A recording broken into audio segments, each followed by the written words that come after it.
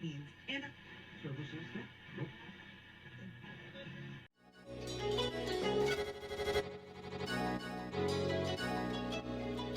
let's go.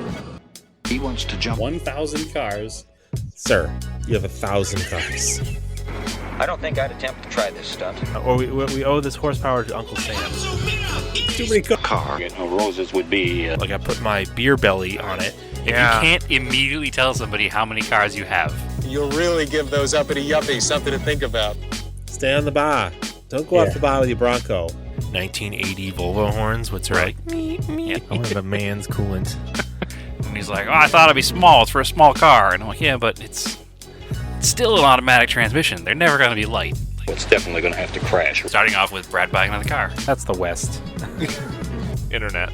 Is this a Nigerian oil print? I also wish you drove a tan Camry. Anyways, Anyway, that's a horrible, very horrible podcast content. very Talking about a picture. inside joke.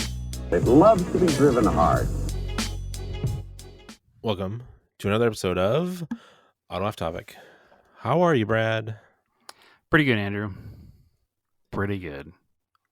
So we were actually we did miss a week. I was traveling for work, but I've got rental car content. Oh, beautiful. I did not get a Rogue, the official unofficial rental car of Auto Off Topic. I rented. There was much disappointment. Yeah, I rented a. What's the Volvo full EV? XC40 or something? Sure. XC40 recharge. You rented it. You're supposed to know. Well, that's what I rented, but I got or similared, and I ended up with a Kia Niro. XC40 is a hybrid. Yeah. It had like 1,800 miles on it when I picked it up, almost 1,900. So it must have been like brand new. Must have been like a 2025 or something. Full EV. I had to drive it from Pittsburgh to West Virginia, where my work's new factory is. But it's that little peninsula of West Virginia between Ohio and Pennsylvania. So not really that far, actually. And overall, for those of us that are geographically challenged, how many miles is that? It's like, let's see, it was only 30 minutes from Pittsburgh Airport. Oh, so it's not far at all. No, I think I put like overall maybe 150 miles in the car. Okay, so you didn't drive it much. No, but I really liked it. Like compared to the Bolt that we had in Daytona, which I think is a really cheap EV. I think Bolts are like 36 to 40 or something MSRP. Do they still make them? I don't even know. I think the Niro is closer to like 45 or 50. So it looks like you can buy a 2024 Kia Niro EV.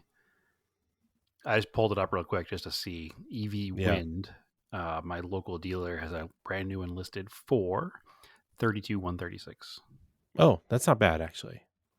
It says MSRP $43,000 though, so I think you're correct. I don't know why it's so cheap, but maybe they think they can't sell it. I don't know. It had a really nice screen, Apple CarPlay, like fully digital dash. It was quiet. It had that's the thing. So there's no dumb CV yo-yo effect. It had plenty of get up and go. Well, that's what I talk about with the hybrid cars with a CVT. The hybrid driveline kind of masks the fact there's a CVT in there. Yeah. At least my Camry does, and our Maverick does. Yeah. And the other thing too, I drove it at normal speeds, like speed limits all around, and it didn't immediately cut the range in half. Like I felt like the Bolt was like, oh, you have 150 miles? You miles? can go 150 miles. Nope, now you can go 20 miles. What? Yeah, it was weird. This thing like held its mileage, and like with a full charge, it was like 280 miles, which is plenty. That's like a car with a 10-gallon gas tank, really. Okay, interesting. MSRP 43 grand. Courtesy dealer discount 2,300. Kia customer cash for purchasing an EV 6,500. Wow. Price 32 grand. I would, if I needed a commuter car. Is that the government number, or is that something else? I think that's something else. I don't think that's government rebate. I would buy one for sitting in traffic and driving to the city. Super comfortable car. Oh, my local dealer has 3 in the low 30s. One of them's a really cool blue color. So if you want to come, you're going to be here soon. You can drive one home. Yeah, I don't know if I want to drive across country, but as a little commuter car, not a bad car at all. It was cool. It was quiet. It was smooth. I mean, visually, it basically looks like a weird version of the Crosstrek you already own. Like it's the same basic small, tall hatch shape. It's got really weird taillights, but but it was a great car. I liked it, and then a pretty car, that's for sure. Easily, it was so well. I have a leg up because we have like 25 chargers at the factory. So, well, I mean, you work at a battery factory pretty much. So, yeah. So I got to charge it there the entire time. There wasn't really a lot of chargers around. I didn't have to deal. That was the thing. That's probably why I liked it so much. I didn't have to deal with any apps to like find chargers. I just plugged it in and charged it. Yeah. If the Bolt had better charging when we were there, we would have hated it less, because what we mostly hated about it was the charging. Yeah. That's what made this so nice, was the charging was easy. I literally plugged it in, went into work all day, came in, it was charged, came out, it was charged. So, and that's what you want to do. You want to charge while you're doing something else. So, but anyway, that's I mean, that's the ideal scenario for anybody buying an electric car, is having a charger at work. Yeah. So that's or one at home. As long as it charges while you're doing something else. That is what makes it useful. Until it gets faster. Yes. So yeah, that's rental car off topic. I would recommend a Kia Niro if you're looking for a small EV. Yeah, and at 30 grand, I don't think you can get anything else in that price range that's that size. I don't think it has super fast charging that some of the more expensive ones have, but it didn't seem to charge very slowly either. And the bonus thing is you're buying a Kia and not having to deal with replacing an engine under warranty later. It has some ridiculous battery warranty, though, I believe. Both the Hyundai and the Kias. They're like 10-year 100 on the batteries. Well, that would make sense, because Kia and Hyundai have always had that 10-year 100 powertrain warranty, so it would make sense that they carried it over here. So I was actually talking to a Hyundai Kia dealers today about the old Kia Hyundai engine issues that they had from like 11 to 19. Yeah, because we still have a Hyundai here in the family. Naomi's daughter has a 16 Sonata, and it's burning about 4 quarts of oil every 800 miles. Oh, yeah, but they've extended. It's not really a warranty; it's more like response to a class action. They will not do anything about it.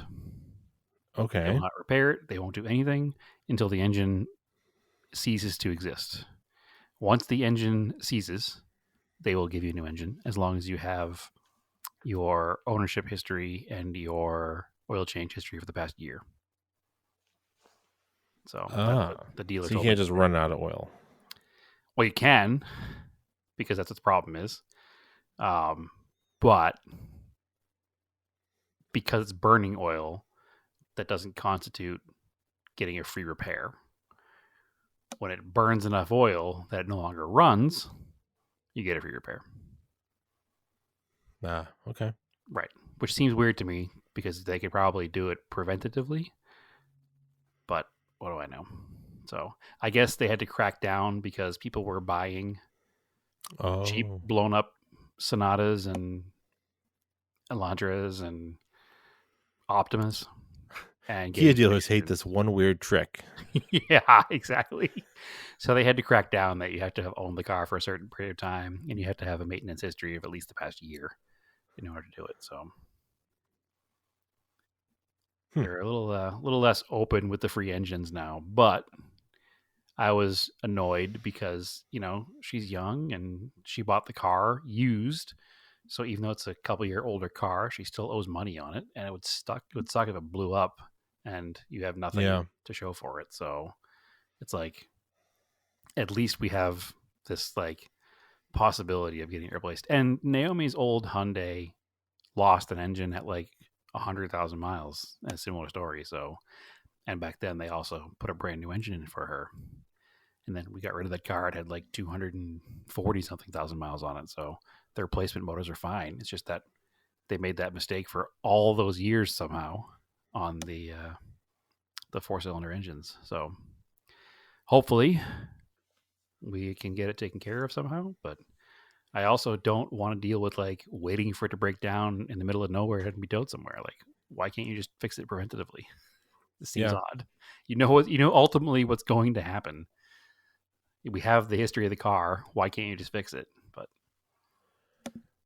so anyway, yeah, we've just been adding oil to it every couple of days. So yeah, I maybe we'll just Stephanie's stop. Crosstrek is still randomly blowing blue smoke every once in a while, which is annoying. So I don't know what's up with that. Yeah. Well, we normally make this a podcast about old garbage cars. This whole entire podcast now is about new garbage cars. Well, that's a frustrating thing because that car has less than 70,000 miles on it. Yeah. And it's blowing blue smoke. And you're like, but Andrew, it's a Subaru. That's what they do, I guess. Yeah. But I've had other they Subarus wrap go a on lot cold longer. Start. They wrap on cold start and they blow blue smoke. Yeah. So is it actually burning oil? Like, you noticing a drop in the oil? It's like oil. It does use oil.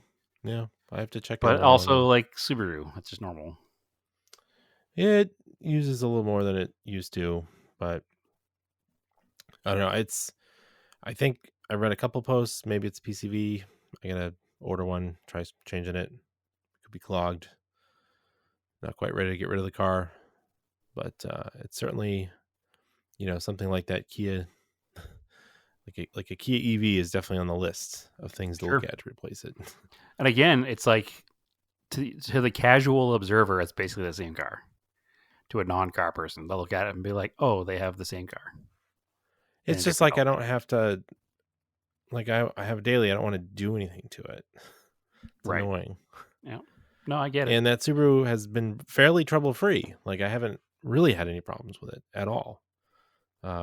So I expect to do like regular maintenance items, which I guess maybe a PCV valve is, but I wouldn't expect the engine to let go with less than 100,000 miles on it. If a PCV solves the problem, then you owe Subaru an apology, because that is definitely a maintenance item. Sure, I do. I don't know when it's due, but I don't think it's due at 60 because it wasn't in the book. Yeah, the only due at 60 was the plugs, and I did those, and they were not oily and weird. So, but anyway, jinx. Yeah. We can do some scale autocast, I guess. Let's get anything else. Well, I have Project Garage updates. Oh yeah, why don't we go? Let's go with Project Car or Project Garage updates. Future Project Car space updates. I'm still not using the garage. It's still a big empty building in my backyard. Yep. But I now have the makings of electricity. It's not hooked into electricity. It's not hooked into power yet, but the entire building is wired. So nice. We have the outlets out all along the building. There are four banks of outlets across both the east and the west wall, and I think there's 5 banks of outlets across the back wall, and then there's 2 across the front, 2 up high in the front, and 2 up high in the rear, as well as 2 220s in the garage. Nice. So it should be pretty much loaded for good. We're not doing the lifts right away, so we also had them install a couple of sockets up high, so they're way above like ceiling height, so that the lift can be plugged in up high and out of the way. And Are then the lifts 110? so lifts I think come a in lot both more. 110 and 220. Oh, It depends on what lifts you're buying. So I have both a 220 and a 110 outlet set up high, so that depending on what lifts I wind up getting, nice. I can have them all set up. So probably what we'll do is run like a conduit hard line straight up and then a 90 over to the walls, and not just kind of like all hanging and floating around. There'll be like a nice hard line of conduit to kind of tie it all in, but that's where they're at now. So that's a bonus. But yeah, so everything should be good. We have low power lines going from the garage doors over to the man door on the side to the top right, like the pushes for the garage door openers. Yep. Outside lights on the front in between the two garage doors. I'm going to run a floodlight. And then there's a entry light next to the man door on the west wall. And a couple of external outlets.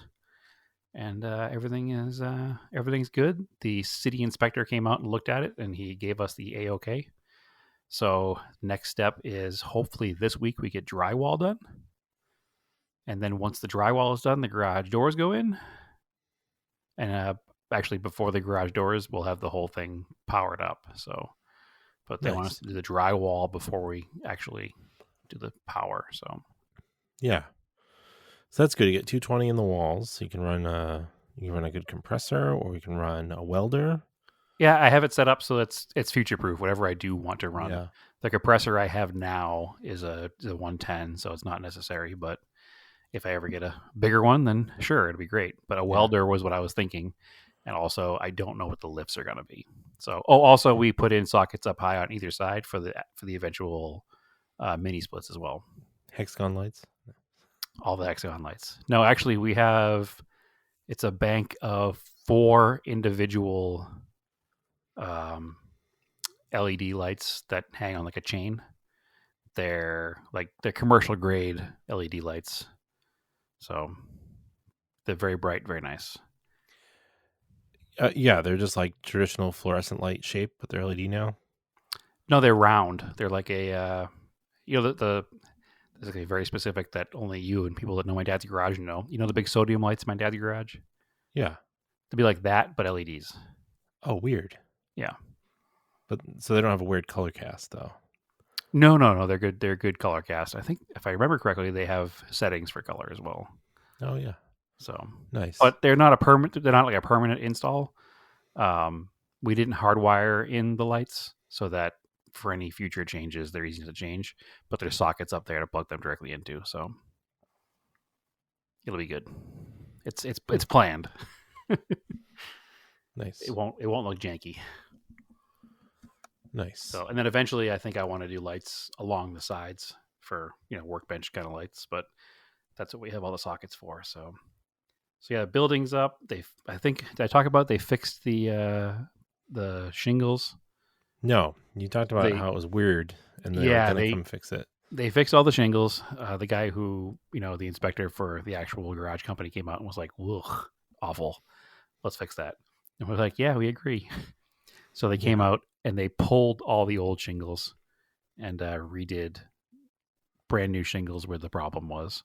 So far, no leaks. We haven't had serious rain yet, and it's hard to simulate rain. You can spray a hose on it, but it's not the same as a good windy rainstorm. But so far, so good. No leaks yet. So let's hope they knocked it, because once I put drywall up, I'll be real mad if it leaks again. But nice. Yeah, so it's coming right along. Send money, please, because okay, yeah, buy him a coffee. Yeah. It's crazy how much things cost.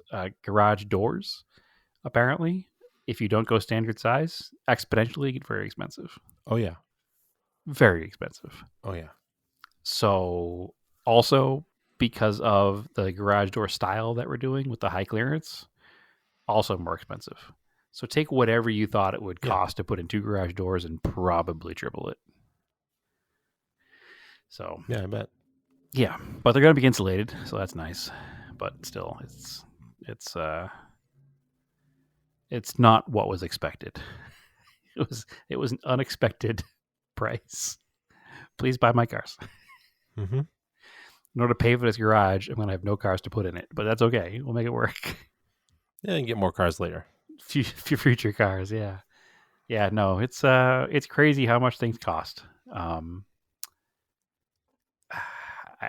not going to sit here and talk numbers, but it's for a man who lives and dies by the $800 car, nothing in the garage has cost $800. So, no, it's been quite frustrating.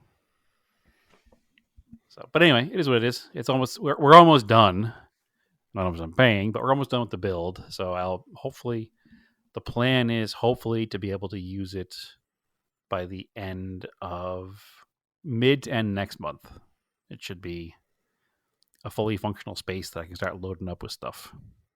Nice. Yeah, I've been collecting.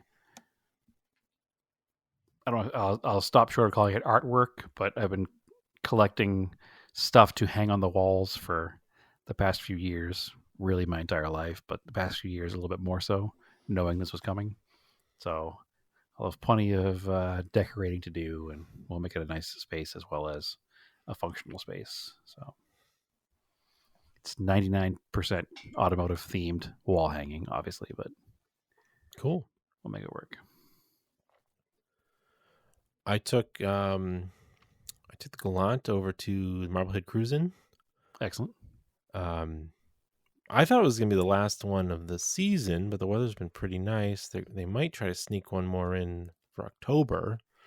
October is generally nice. Yeah, but the sun's starting to set pretty early, so it was setting around 7:30 last night.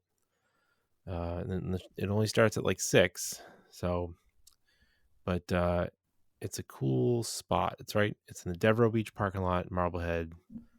It's a good mix of cars. It's like, I took Marco there, looked at some cars, and then there's a playground right there, so we can play in the playground. But yeah, I took the Gallant out. Been trying to drive that some more. Drives pretty nice. It really needed to be driven. And there's a Cars and Coffee in Linfield on Sunday. Oh, interesting. So, yeah, that's a new one. I tried to go to the last one. It was the day after Grid Life, but it was raining and there was only like 4 people there. So we'll give it another try Sunday morning.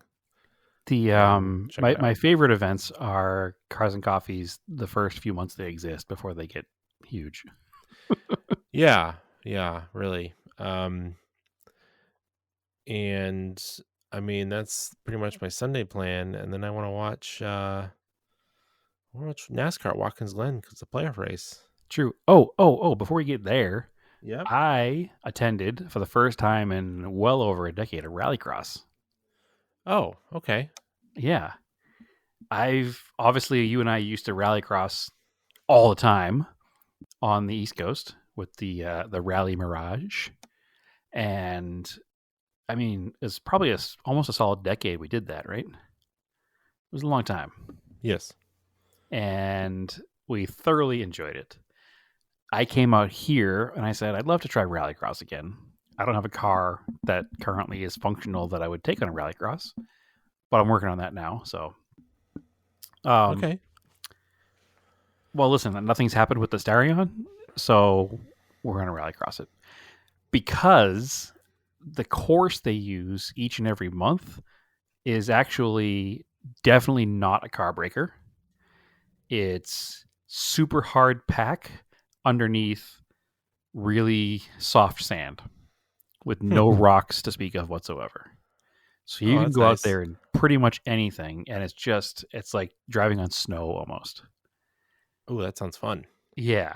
I unfortunately, this past event was the last month where they were doing the Hot Summer Nights Rallycross, which is they were doing the event started after dark. So it adds an extra element to Rallycross that I've never been involved with, but it was super cool. Most people had, auxiliary lights mounted to the front of their cars or whatever. And it was just typical Rallycross crowd, just like the East Coast. Run what you brung. There was everything there, from a guy his first time out ever in like a 2020 or 2019 Honda Accord sedan with a stick and stock all seasons, to a guy in a Honda Odyssey minivan on like truck tires that was way faster than he should have been for a Honda Odyssey minivan, to a couple of Lemons cars, a couple of actual full stage rally cars out there doing their shakedown for the Prescott Rally, and just people's, fun dirt street cars. Our friend Josh from Adventure Driven Design invited me along. It was his birthday weekend. He was running his Galant VR4. Unfortunately, I didn't didn't sign up in time to like team drive with him or anything, but it was still cool to go up there. And the way they did it was he got there on Saturday. Saturday was set up. They did a test and tune before dark. After dark was the actual event, and then everybody just kind of camps right there at the track afterwards. So it was a nice little like whole day, evening, and overnight, and then wake up in the morning, back up, and a few of us went into town and got some breakfast. So it was a super cool time, and I really got the bug bit. And because people talked about the fact that I came from the Rallycross community on the East Coast, I got volunteered to help out with stuff while I was there. So that was kind of cool, actually, being, a little bit more involved than just spectating. They had me out launching cars, basically, in the staging lanes, staging cars up. The interesting thing for the night rallies is that all of the cones had like little slits in the side of them, and inside of each cone was a red LED beacon, so that you could, obviously you can see it with your headlights, but you could see, ones further off in the dark that your headlights weren't quite on yet, with the LED beacons inside of them showing where the turns were. And all of us course workers had green flashing sticks and red flashing sticks, so that you could, flag cars in the dark. And then if there was a reason for a red flag on course, all the people would take out their red flashing sticks and wave those in the air, because the drivers can't see, obviously, a red flag because it's dark. So there were no real reasons for a red flag. There were 3 red flags the whole time. If you go into any section of the course and a cone is not set properly, you can stop your car and ask for a rerun. So that happened twice. And then one person was his first time see that out. In the dark. Well, you can see if there's no pointer cones. If you come into a turn and it doesn't tell you where to go, there's a cone, or there's no cone, and it's supposed to be a cone.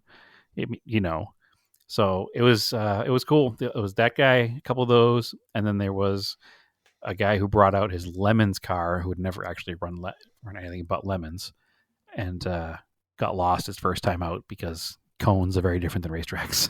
So that caused a red flag too. That was actually, he was super cool about it. At least he knew what happened, and he didn't do it again after his first time. So that was in the Trogdor E30. So it was neat though. It was very similar to the experience of Rallycross with NER. They had a tractor, they had a water truck. It was almost like I was just looking for Scott and Kathy the whole time. It was just the same kind of deal. So it was really neat. And hopefully one of the next few months, which are daytime now, they're 2-day events. So you still do the camp overnight on Saturdays. They're hopefully I can get out there and run the Starion. So we'll see.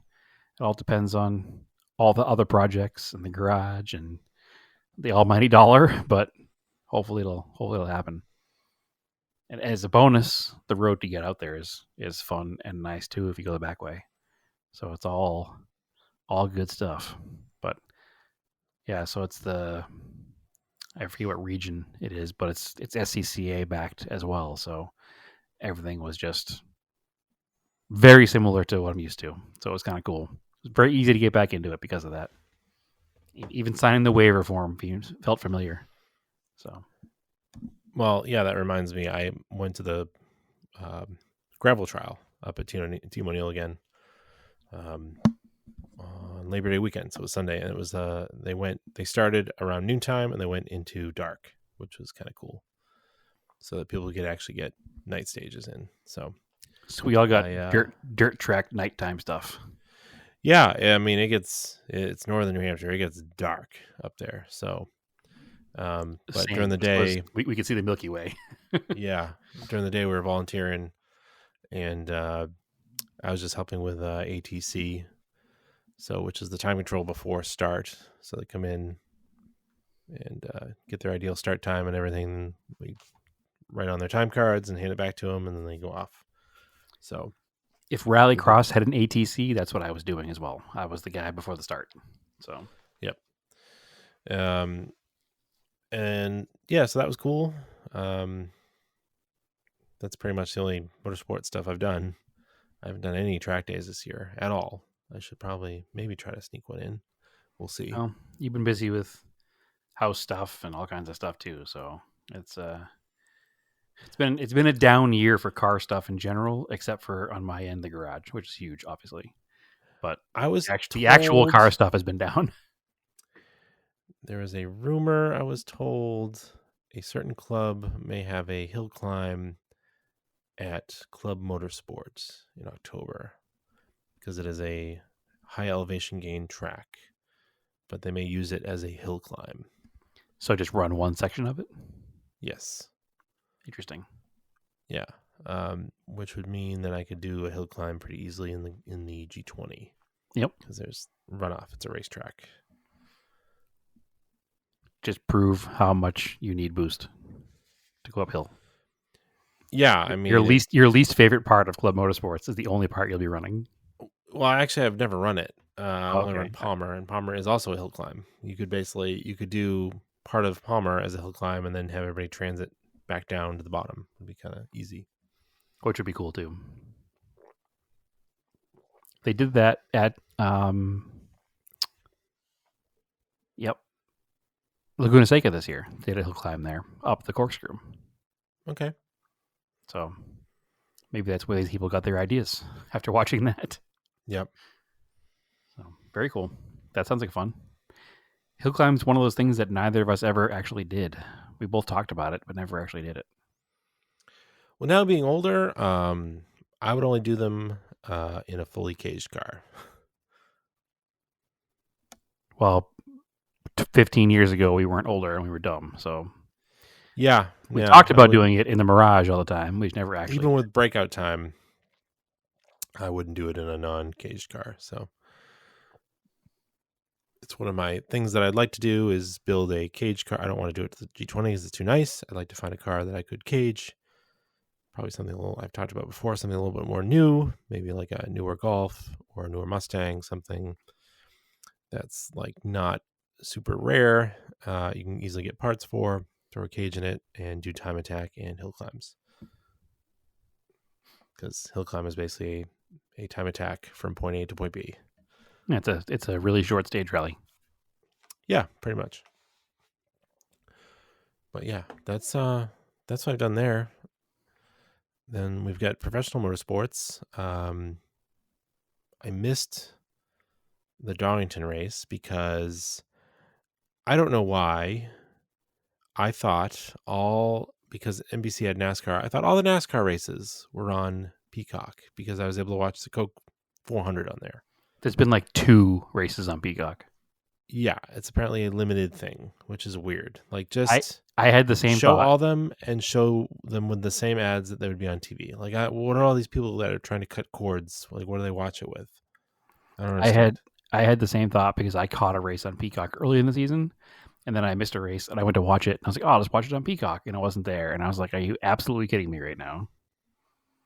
So I could have told you that because I had the same experience earlier in the year, but some races will be on there. The whole, like all the IMSA races, like just like what? Just show all the NASCAR ones. It does. So IMSA has 100% of their races on Peacock. That's part of their deal. So But it's going to be interesting next year because it's split between Fox, NBC, and then like Amazon and TNT. So we're going to have races all over the place. Nope. I mean, there already are all over the place this year, just less so. That's the other thing. So now we're getting into like football seasons. Like I don't know if NBC does football. Is it just CBS and ABC that has football rights? I don't know. But there's also baseball on. So it's like, I think the last race was on USA. Yes. It's like, all right, that would be handy if it was just on Peacock. I just know where to go for it. Thankfully, we still have cable here. And thankfully, my cable box recognizes just to record the newest NASCAR race. So yeah, mine does too. But whatever. I missed the Darlington race. I guess Chase Briscoe won. It was a pretty cool finish. I actually forgot to watch the recap. That's a short track, right? Shortish. Yeah. But this past week they went back to Atlanta. It's just shy of a mile and a half, I think. Okay. Yeah. So, this past week they went back to Atlanta, and which is a mile and a half. Yeah, which is a mile and a half, and it was another good race. It's interesting because Darlington I think is like just shy of 1.4, and Atlanta is 1.5, but Darlington seems to race like a short track, even though it's only a 10th shorter, whereas Atlanta races like Daytona. Yeah, it's weird. Like Michigan, like so fast. Yep. And I don't know, like it was a good race. I don't want to recap the whole thing, but yeah, like it's funny because most of the playoff guys were up front. I don't know what the Hamlin strategy was. That was kind of weird. Yeah, it was to save money and fuel, I guess, all day. I don't know. Yeah, it was like, I'm just going to run in the back. I'm afraid to wreck the car. And like I think he thought there was going to be a big wreck. Yes, he was racing. Front. He was racing for points. He did not. I listened to his podcast, and he said all he wanted to do was make sure he got 20 points on the day, and he'd be happy. He stayed in the back, so he had to start in the back because he changed his engine after qualifying because they had an engine problem. So because of that, he wasn't racing with his qualifying engine, so he had to go to the back of the pack. Once he was already in the back of the pack, he said, I don't want to try to mix it up mid-pack, mid-race, and get caught up in a big wreck. I'd rather hang out in the back until late, and then after the big wreck happens, all those cars will be gone, and I'll be able to, at minimum, finish in, 21st. But that big wreck never really came. There was never a big wreck. And he even said it, and I had the same thought, that there was almost a big wreck, and then the Walmart sign fell into the track, which is that's a NASCAR meme waiting to happen. Like, it was weird. Yeah, this caution brought to you by Walmart. The Walmart sign fell into the track right at like the peak of everybody starting to get absolutely insane. No, it was like with like 10 laps to go. Yeah, 3 wide, 4 wide, like 6 rows back. There was going to be a big one.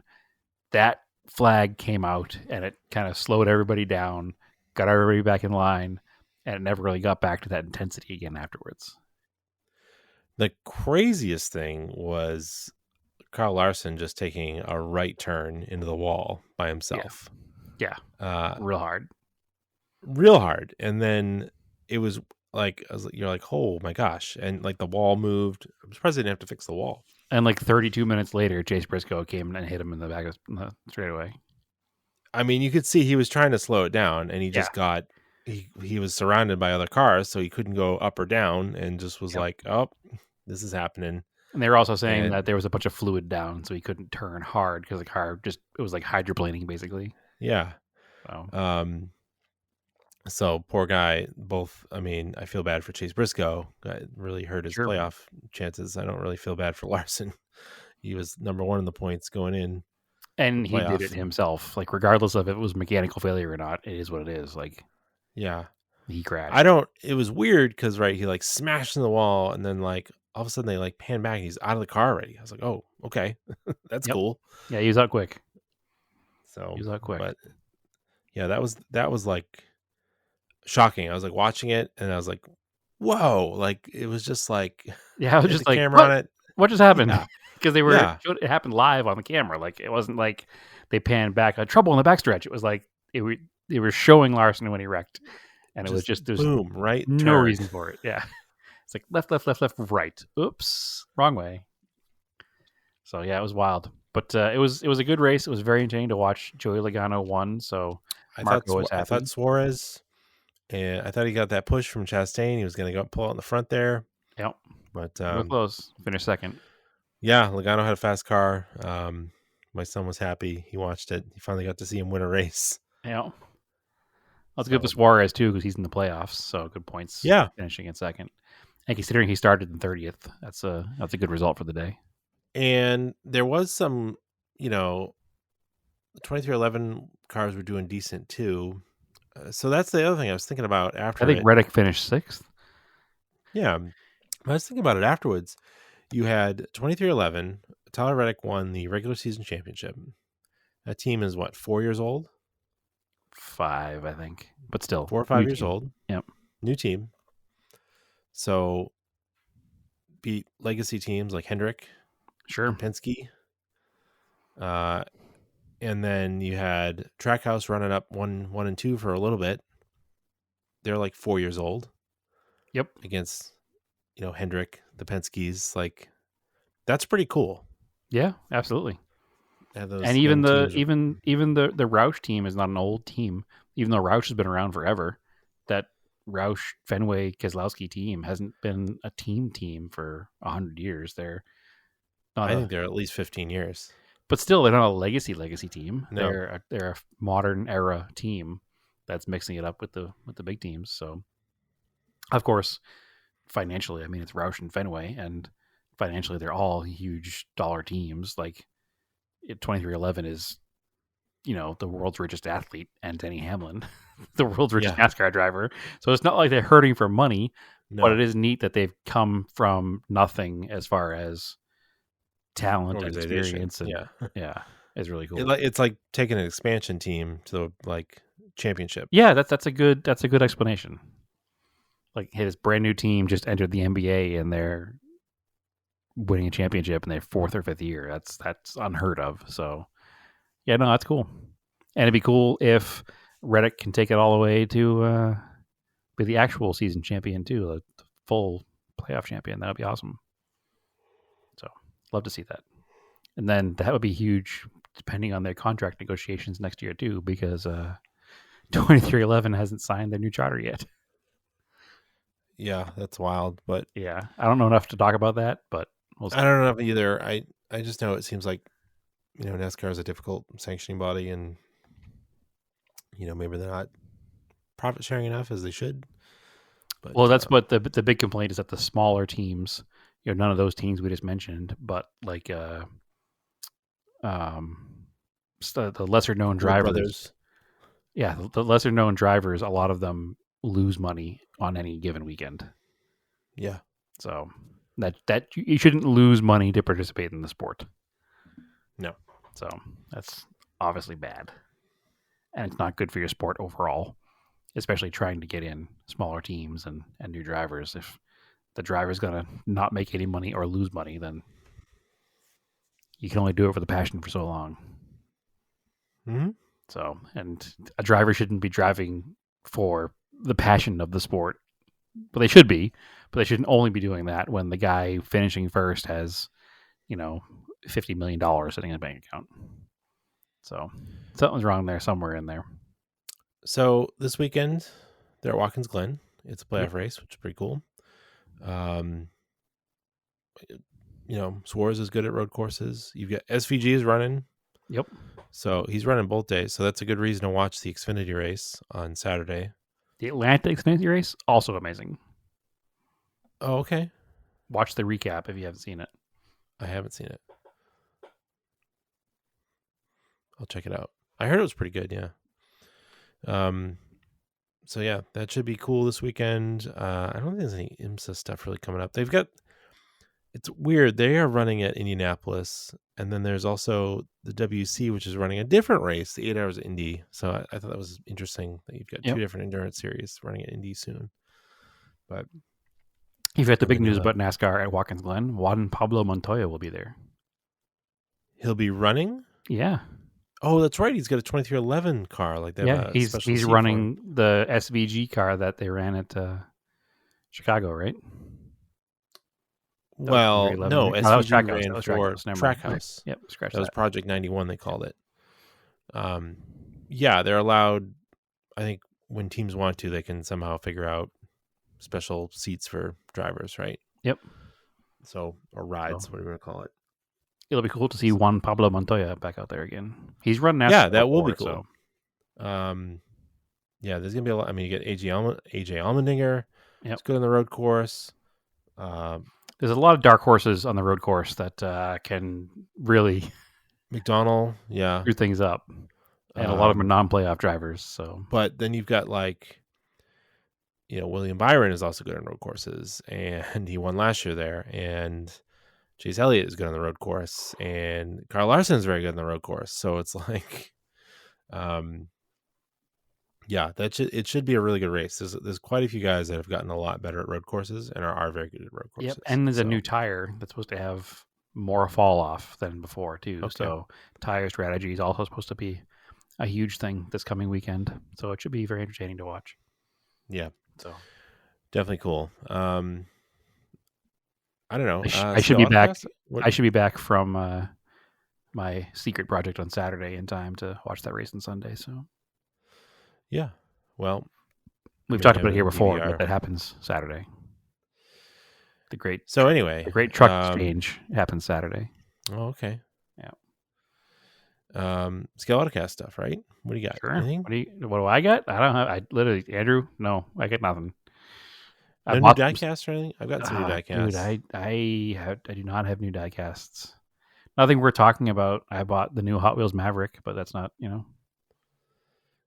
had to buy that, being a Maverick household, even though it's a modified car. But no, I haven't even bought a new diecast. I ordered some parts for my 1/24th scale Pajero RC truck, but that's all I've done. So, yeah, I went deeper in the RC hole. I went real nostalgic with an old Tamiya re-release of a Tamiya buggy, and I bought a 1/10 scale Wild One. Very cool vehicle. Yeah, it's, I guess, it's the same thing as the Fast Attack thing they had back in the 80s. Yep. Which was like a military style one. It's a Fast Attack minus the gun on the roof. Yeah, this is just more of a Baja 1000 type buggy. Yep. I don't know much about these, but I think this buggy style was like really popular in off-road racing in the 70s and 80s probably. Yeah, it was huge. It was not even like, it was mainstream. Like, you didn't see them, in the East Coast where we grew up, but out here in Phoenix, people drove them on the street. Yeah. You still occasionally during the nice weather will see a guy driving a Baja style buggy like that in the street. And honestly, those kinds of buggies still are being built today. They're just not Volkswagen powered anymore. They have like twin turbo LS motors hanging out the back of them. Yeah. So, and they're not like, it's different. It's not the same as a sandrail. Is it? It's very similar to a sandrail. Yeah, but it's not the same. The biggest difference is going to be the suspension. Yeah. So, but the actual like tubing portion of the vehicle, like the I don't call it a body structure, but like it's like an exoskeleton kind of vehicle, is pretty much a sandrail. So, but what I like about this kit, right, is I could just buy a buggy kit. It's just like has a funky little body on it. Doesn't look that cool. To me, it doesn't look that cool. It's like, and if I was going to go do off-road racing, like at a track, like the track you talked about in Phoenix, then that's probably what I'd want to get. I'd buy a modern one, right? Sure. But I'm just want to rip it around my driveway. I want it to look, it's cooler to me that it looks scale and vintage. Oh, 100%. I'm not interested in the ultimate performance. I just like the way it looks.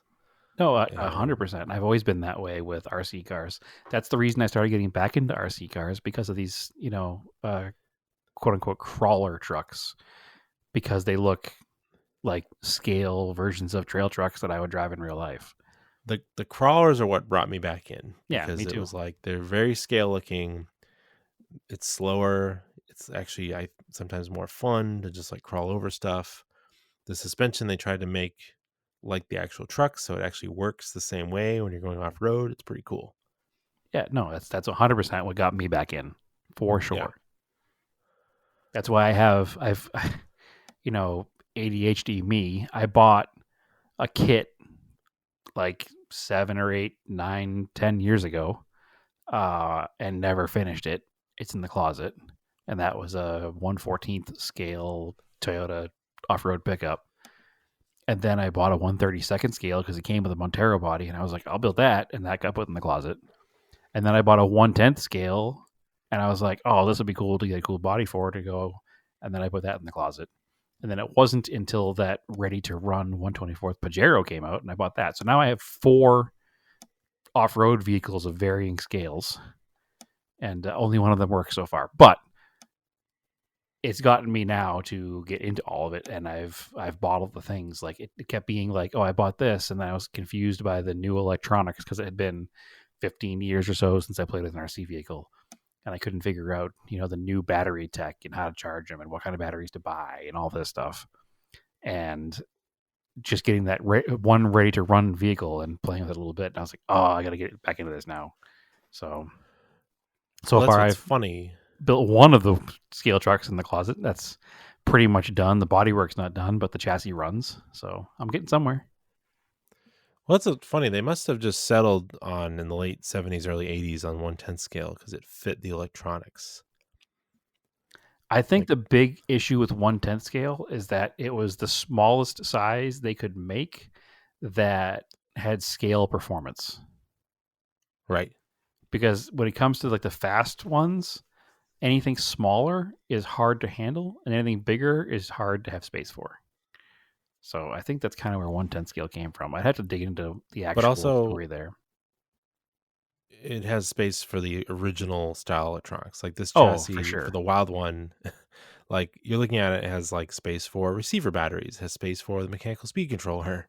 Yep. And now with the new stuff that's so much smaller, it'll have like a ton of extra space that just doesn't get used.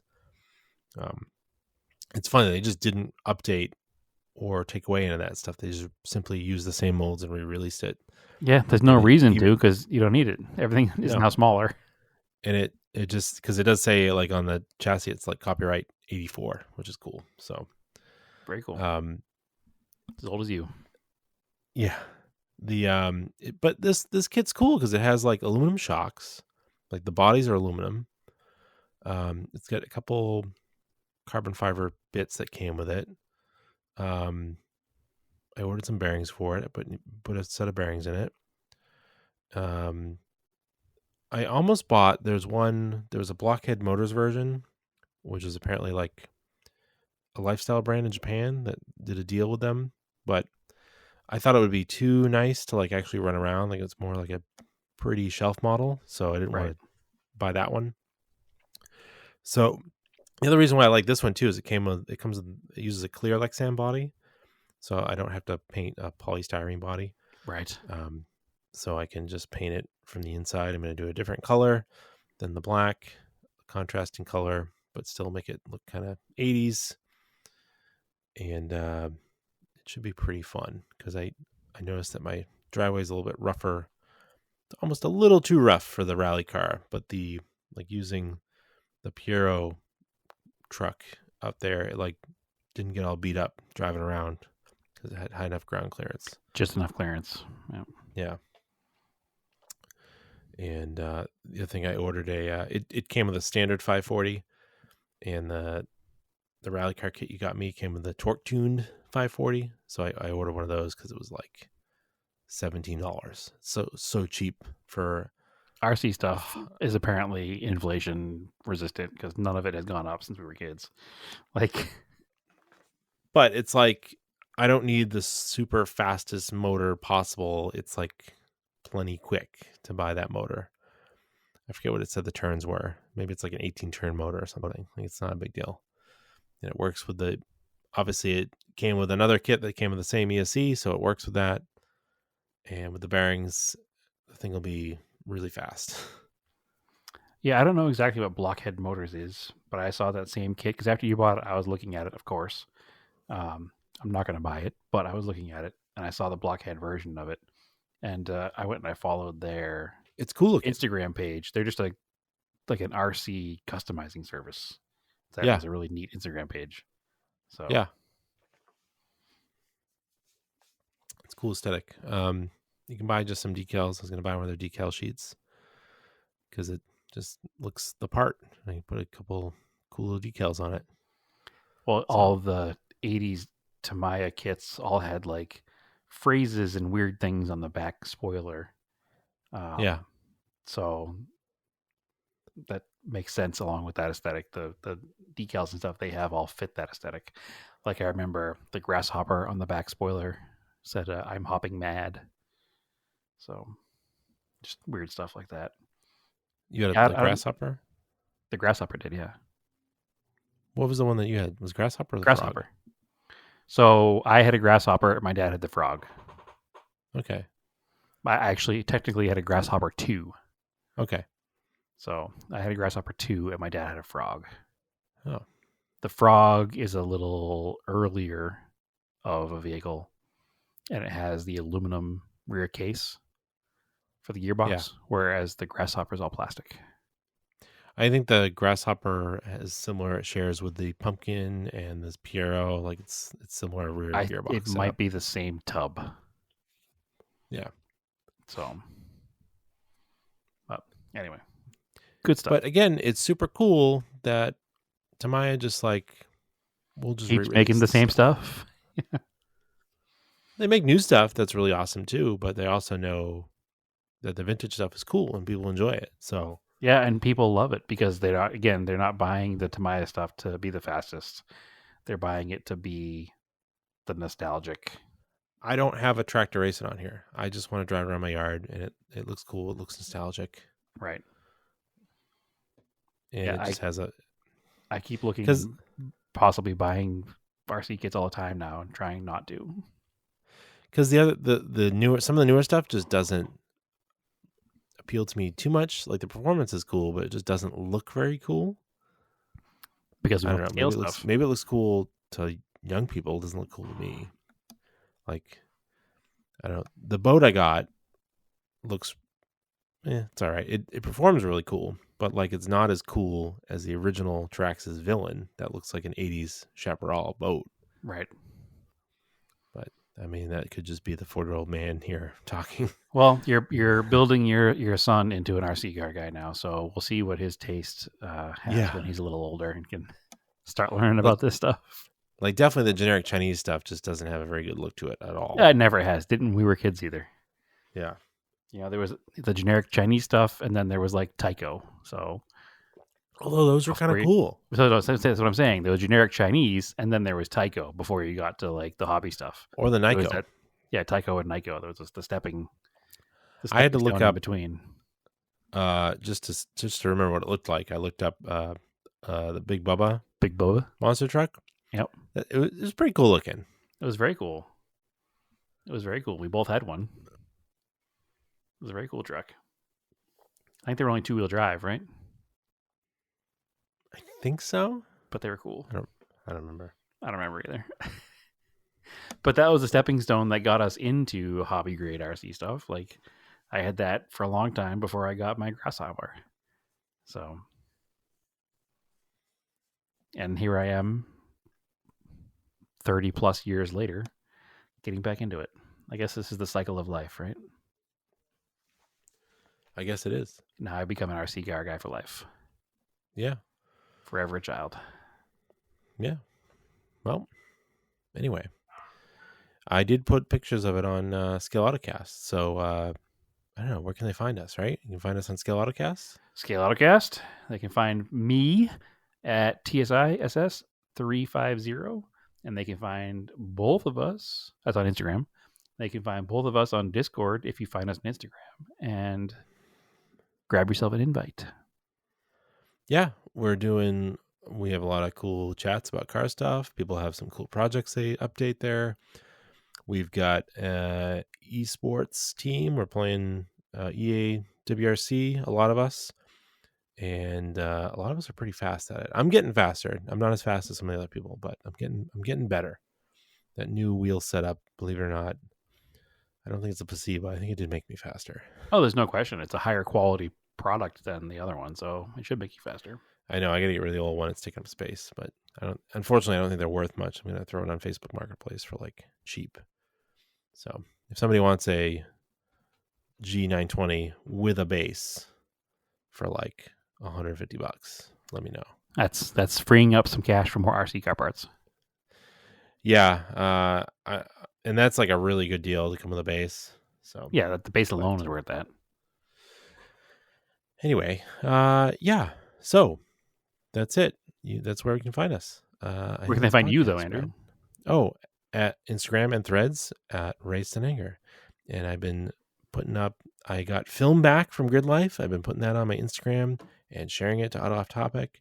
And I've been putting pictures of this wild one up on Scale Autocast and sharing it to Auto Off Topic and Threads, and it's all over the place. So you can go check it out.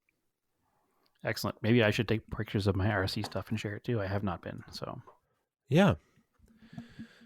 All right. As always, keep your cars analog and aim for the roses.